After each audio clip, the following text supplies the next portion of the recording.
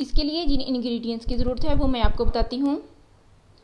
ये देखिए, मैंने हाफ पाव खुश्क खुबानी ली है, जो कि आपको किसी भी पंसार की दुकान से मिल सकती है या किसी भी करियाने की दुकान से आपको मिल सकती है। हाफ पाव मैंने खुश्क खुबानी ली है, जिसको मैंने धो लिया है पानी के साथ अच्छे तरीके से, ताकि इसमें से तिनके वगैरह, मिट्टी जो भी हो इसमें, डस्ट सब कुछ निकल जाए। और इसके अलावा मैंने 50 ग्राम इमली ली है। सुरख मिर्च 1 टेबल स्पून मैं लूँगी। 1 टेबल स्पून मैं नमक इसमें ऐड करूँगी।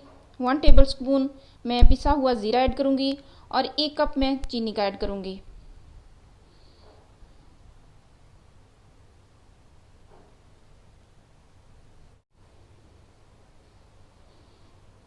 चलिए हम अपनी रेसिपी स्टार्ट करते हैं। सबसे पहले हम फ्लेम को ऑन करते हैं। वाटर ऐड कर दूँगी मैं।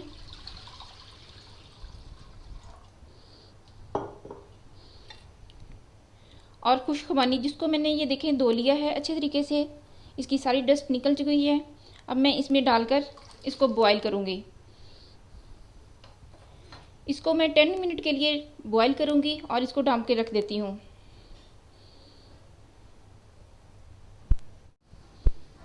एक बॉल में मैंने पानी लिया है। अब मैं इसके अंदर इमली ऐड कर देती हूँ। इसको मैं थोड़ी देर के लिए भिगोने के लिए रख दूँगी।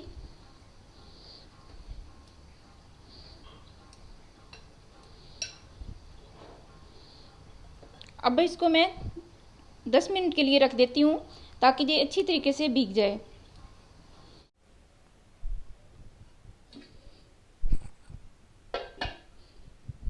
खुबानी हमारी बॉईल हो चुकी है। अब हम इसको ठंडा कर लेते हैं। इमली हमारी अच्छी तरीके से भीग गई थी।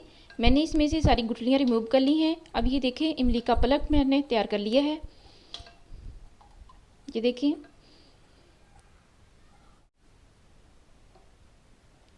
खुबानी को मैंने ठंडा कर लिया है। ये देखिए, ठंडी हो गई है।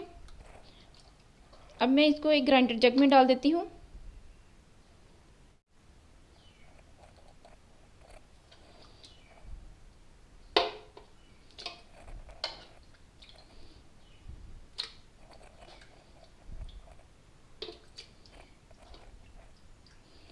व्यूज़, आपने इसको अच्छे तरीके से चेक कर लेना है कि कहीं खुबानी के अंदर कोई गुठली ना रह जाए, ताकि वो ग्राइंडर जग को कहीं डैमेज ना करे। इसलिए आपने इसमें पहले चम्मच के साथ अच्छे तरीके से देख लेना है कि कोई गुठली इसके अंदर ना रह गई हो।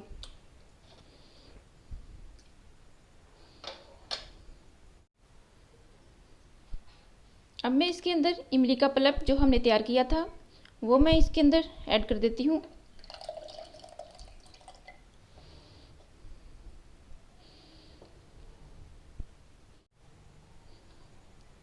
शुगर ऐड कर देती हूँ।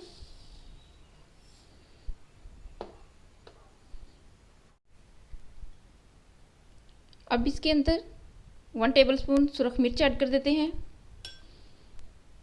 1 टेबल स्पून मैं इसमें ज़ीरा ऐड कर देती हूँ पिसा हुआ, और 1 टेबल स्पून मैं इसमें नमक ऐड कर देती हूँ। अब हम इसको 1 से 2 मिनट के लिए ग्राइंड कर लेते हैं।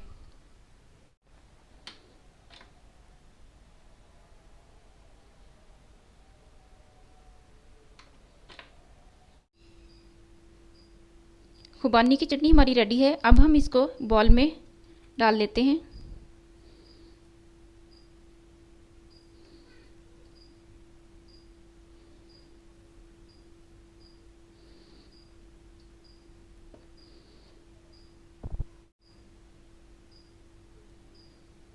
खुबानी की चटनी हमारी रेडी है।